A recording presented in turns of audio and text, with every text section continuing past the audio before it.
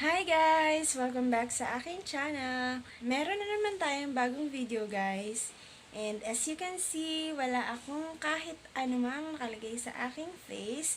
Kasi, ang video natin today guys ay magluluto ako. Ang recipe na gagawin ko guys is own version ko ng adobong pusit. Favorite ko kasi yun guys, and naisipan ko, kasi lulutuin ko na talaga siya. And naisipan ko na i-film na lang. And if you guys interested with this video, please keep on watching!